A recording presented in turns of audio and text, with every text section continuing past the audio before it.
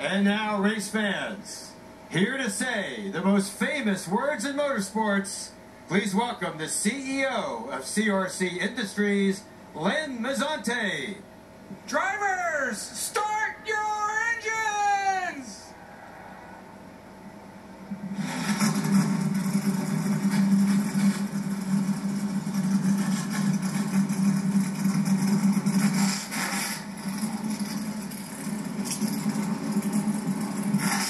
Len bringing the heat with the command. The driver's ready to bring the heat on track.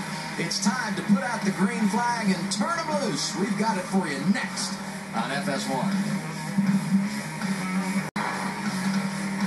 Many times he said, when you come over run in the truck Xfinity Series, we should just have a rule that at the end of stage 2, you have to drop to the rear. I like that. It balances the competition, and it gives us something to talk about on television. 12th place qualifying effort. I'm not sure that accomplishes the goal, but we'll take it and see where we run from here. So what are we thinking as far as strategy today? I mean, we've seen it since we...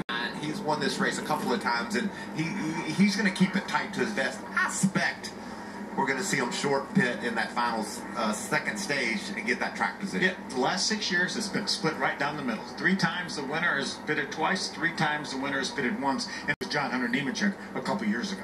It's hard to imagine that Danny Stockman isn't going to try and hope his driver gets the lead, win stage 1. What has been the winning formula for him 2 out of the last 3 years? It's a couple of rookies on the front row, Sanchez and Garcia.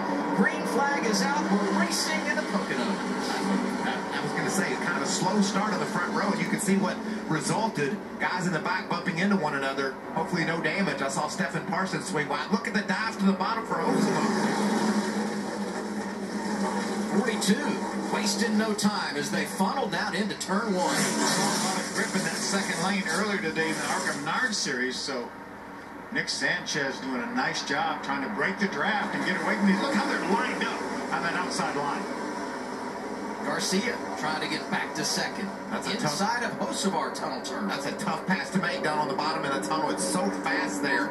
Talked to a couple of drivers yesterday, and they said the draft here changes everything. You can't really see where you're going and find your lift points because you're so tucked up behind the truck in front of you. Not only does it speed you up down the straightaway, it hurts visibility. And that tunnel turn is rough, too. That thing gets bumpier every year. Watch this 3-wide move. Bam, there it is. The old 2-for-1, Zane Smith in the 38. Got a little draft with those trucks running side by side. Can he get second in turn 1? Yes, he can. Perfect scenario for Zane Smith, though, when those trucks were side by side, punching such a huge hole in the air, and he took advantage of it. Look at Matty D down on the bottom, getting a push. Grant Enfinger on the back of that 25 truck. We talk about drafting, but man, these have been some great shots early on in this race to see exactly what we mean by how important it is here at Pocono.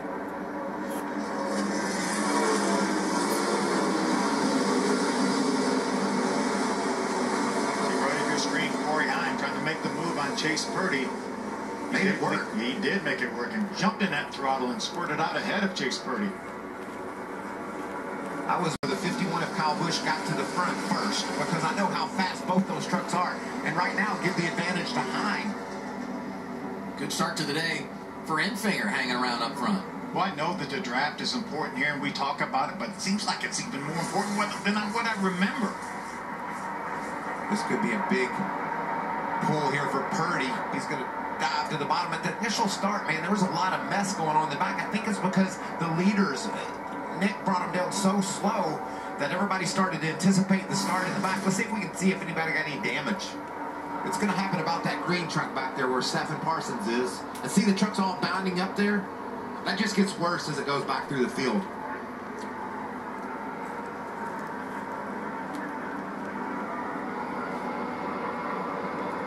Ooh. I think Stephen was heads up on that when he had a nice run. He said, oh, I better abort. And the truck behind him hit him, but there was no damage. That's a good thing. On board Kyle Busch. Scored in the 13th position, side by side with Stuart Friesen. And he couldn't stay in the gas. Stewart up on the outside.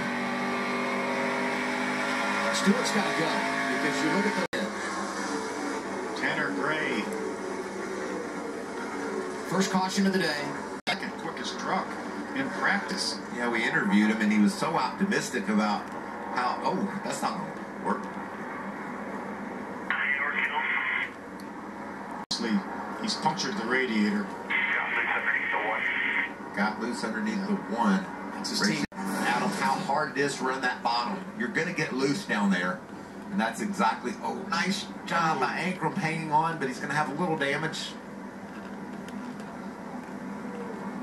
Man, you just feel terrible for Tanner because it's just such a great truck, and he wanted it so badly, knows he's got to win. And we talked about him being 24 points below the cut line coming in, needing a good run here.